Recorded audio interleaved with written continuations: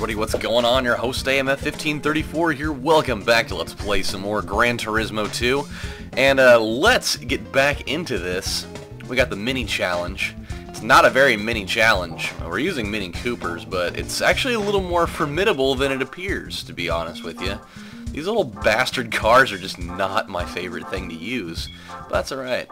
So I'm making one of these. It's actually pretty early on in the day, but because I'm going to be out working probably for the rest of the day, so I figured might as well get this done while I can before, you know, I'm going to be unavailable for the remainder of the day, because I've been working at my stores where we're kind of like resetting all the shelves and stuff, so we have to break down all the old ones, take all the stuff off of it, and then go put them back up again. So it's a pretty tedious thing, and we're only doing it with a team of 2 people because all the other people aren't available to do it. So it's really hard. We did it yesterday, and it took us, like, just to reset a couple of those sets of shelves, it took us like 12 hours. So we had to go to like a storage unit and get all that stuff, not to mention that it was like 25 degrees and snowing all day yesterday, so that didn't make the process any easier whatsoever. And I'm really sore. Like, my back is really sore. My whole body is actually pretty sore just from like the constant up and down movement of picking that stuff up and having to deal with the whole thing. It was tough, man. And I gotta go out here and go for it again in the next hour or so. So I figure, you know, because I haven't really uploaded anything in the last couple of days, I really wanted to make sure I got something up for you guys to watch. And I have a really, really embarrassing story for you that I was really debating on whether I wanted to tell you guys about it or not, but you know what? I've probably said more awkward things to you at one point or another in my career of Let's Play videos. So we're going to talk about it, and I guarantee you that I'm not the only person that this has happened to before. So bear with me here, and we're going to talk about this, just because I need to get it off my chest, even though it's really, really weird. But I guarantee you that I mean, we've all been in a situation before where you get yourself in a bind, and so you have to resort to using any available resources that you have at your disposal, because otherwise you're going to be in a really, really weird place. So let's talk about this. So a couple nights ago, I was over at Matt's house. It was just him and myself and our friend Kylie that we hang out with all the time. And so you know, earlier on in the evening, we had gotten McDonald's. We were just like kind of chilling out there or whatever. We were like watching TV and whatever.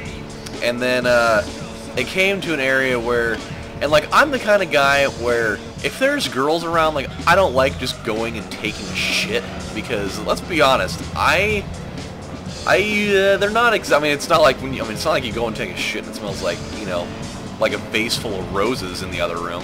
It usually doesn't, and I'm not saying that I'm embarrassed by it. I just would rather not do that while they're there. I'll just wait it out until they leave, and then I'll take care of that.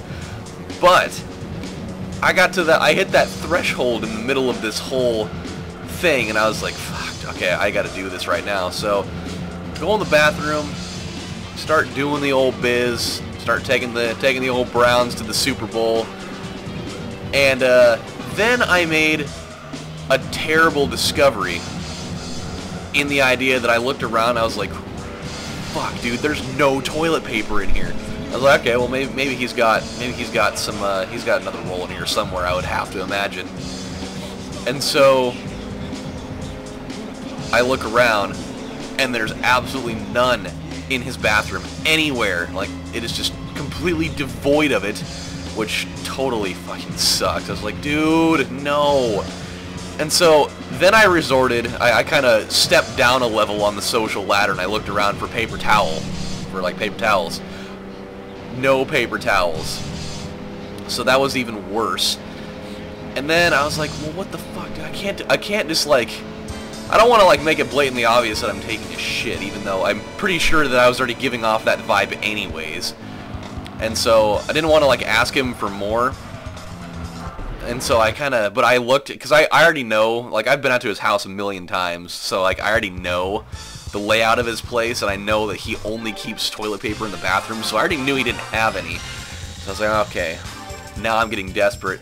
And so knowing the way that the whole setup was for his house and like the situation where people were sitting, he has 2 doors in his bathroom because it's kind of just like an open thing. And like you can actually like walk in through take the back door of his bathroom, walk through his bedroom and out to the kitchen, and nobody will even be able to see where you're at because of the way that we were sitting. And so let's get into this MGF challenge, by the way. Let's get rid of our Mini Cooper because we don't really need it anymore, and I hate these cars so much. Okay, there we go. By the way, 86%. Getting there. Yeah. That's what I'm talking about. So, I kind of like do this little sneaking action into his kitchen to look and see if he had paper towel in there. Lo and behold, he didn't have any in there, which made this immediately even worse because I was like, fuck, dude, like I literally have nothing here. Like I have no option whatsoever.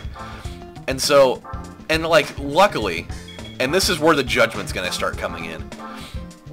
Luckily, like the shit that I took wasn't very big at all. Not to mention it was probably one of the cleanest shits ever taken this side of the Mississippi.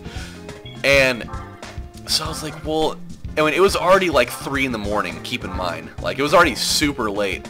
And so what I was going to do is I was going to walk down to his parents' house, and I was just going to go, you know, take care of that down there, because, I mean, they have like 7 fucking bathrooms, so it's not like it was going to be a problem or anything. So I was just going to go walk down there, like, nonchalantly, and then go use their bathroom and kind of finish up the job. But the worst part is like, I couldn't think of an idea of how to, like, propose that I was going to go do that without making it obvious that, hey, I just went and took a shit and I couldn't wipe, and so I'm going to go down to your parents' house and finish there.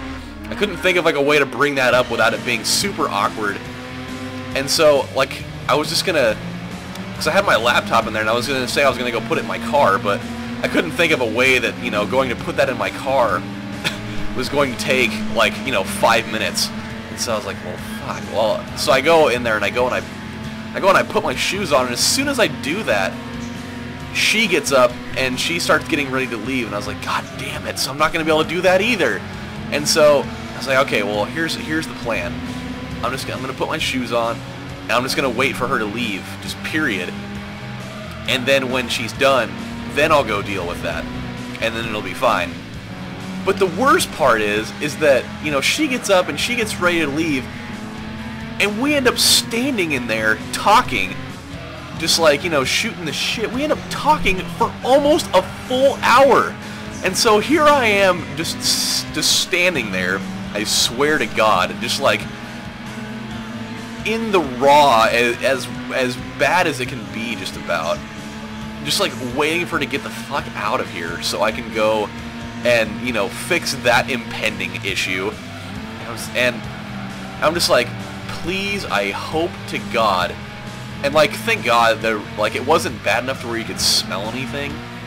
Like, that was the biggest issue that I had. I was like, God, dude, I just really hope that nobody can smell the fact that I'm, like, only 80% done with this whole thing, and that nobody can smell it. And thank God nobody could, because I was keeping an eye on that.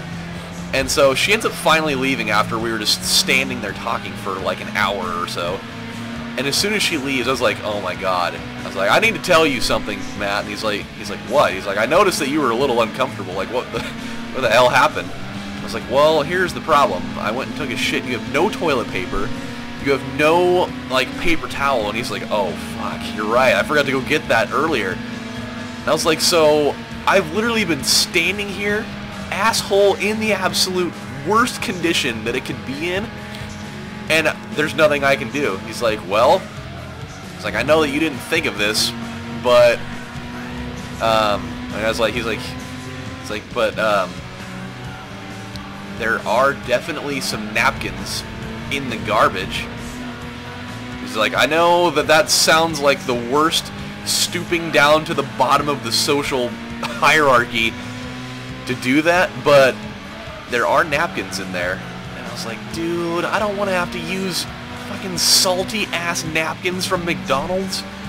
It's like, but I literally have no other option. It's either that or I'm pretty much screwed.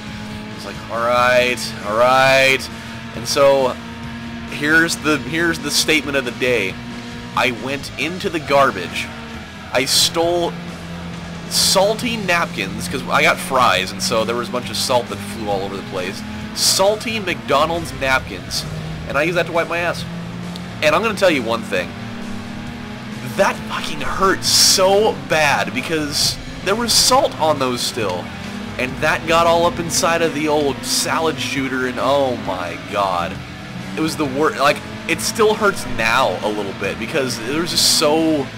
It was so just, like, raw. Like, the kind of raw that you get when you have a cold and you blow your nose, like, constantly for days. And then it's just, like, the inside of your nose is just completely obliterated.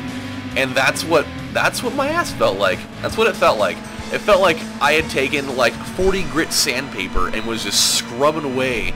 But it was the only thing I could do, so don't judge me, god damn it. If you were in that situation, you would have done the same thing. Because I didn't really feel comfortable just walking down to his parents' house with a shitty ass and then, you know, having that issue. So, there we go. The moral of the story is I'm 25 years old, and I just had the most embarrassing poop story of my entire life. A quarter of the way to being 100 years old, and that is what happened.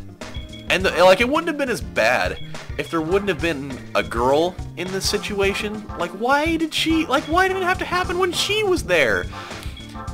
And thank God, by the way, that she doesn't watch these, because that would have been a really awkward story to have to explain later.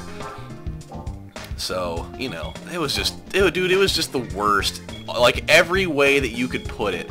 There was no part of that. I don't know why I just went and looked for turbo kits. But there was no other way that could have happened that would have been less bad than that, like, just south of me having had, like, the worst shit in the world, and have it, you know, like, sticking to my body and then drying or whatever. So, like, I guess if it could have been any consolation, is that it was probably, like, the cleanest shit that could have ever been had in a situation like that. But that doesn't mean that it wasn't one of the most embarrassing things to ever grace my life in that setting. So, again, don't judge me for, you know, the most horrifyingly scary potential thing that could have happened. Be more proud of me, if anything, that I did resort to my available resources and, you know, got the job done and avoided something catastrophic altogether. But, dude, yeah, it was the worst, one of the weirdest things that I've ever had happen in that household. And there have been plenty of weird things to happen in that household, but that one, in my opinion, took the cake, for me, at least. So, the moral of the story is, even if you have stooped down to the absolute bottom level, don't ever resort to using McDonald's napkins that may still have fresh fry salt on them, because that is where it's going to be painful, you're not going to enjoy it, and you're going to wish you really hadn't done it. And people are probably going to look at you weird. I'm sure you guys are probably going to judge me pretty weird. You're going to never look at me in the same light again, even though I don't think that most of you have really ever looked at me in any light, ever. But you know what I'm saying. But now that I have that out in the open, I feel like a nice little, you know, cartoon-sized anvil has been taken off of my shoulders, and I'm really having a problem here. I'm judging these turns all wrong.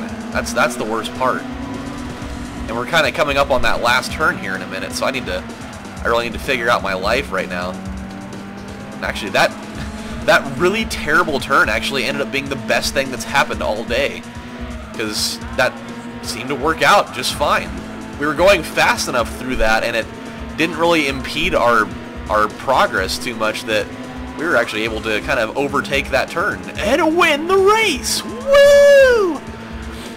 This is the worst, though. Well, not the worst, but this actually really sucks. I mean, it's Saturday, and Oregon doesn't play a conference championship today because they fucking lost 2 games.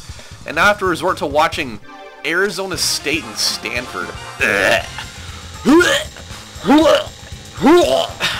Yeah, it's ugly. It makes me want to vomit. But, I mean, that's what happens. If you're not going to win all your games, then you fucking deserve to not play in your conference championship. But it's still depressing. At least the Blazers play today, and they're probably going to win again. By the way, my friends, we have just knocked out everything that North City has to offer, because I don't think the RUF has any car. Yeah. Look at that. We done did it. Wait a minute. Hold on a second. Or did we? I don't think. No. Aha! They don't have one. Yeah! Well, would you look at that? How awesome is that? We just took out everything that North City has to offer. You know what that means? We are left with... There will be but one challenge. And that one challenge is to finish off the very last bit of East City. And that will pretty much be the entire game, my friends. So let's see what we have left. Let's check out Toyota. What do they still have left? Do they have anything left for us? Aha! We can start it off with the Celica meeting. But until that point, because we have run out of time for this episode, my friends, when we come back on the next installment of Let's Play Gran Turismo 2, I'm going to have a story that's not nearly as embarrassing as that. But we get to go into the last section of this game. We've almost been playing this game for a full year, and we're finally coming up to the end of it. So how incredible is that? I'm like smitten by the whole thing, really, because then we'll get to do some new projects, and I already have one in mind, so it's going to be really awesome. So until then, my friends, this is your host AMF1534 saying thank you guys for watching. Don't you dare judge me for that whole thing, and I will see you next time. Take care, everybody. Bye.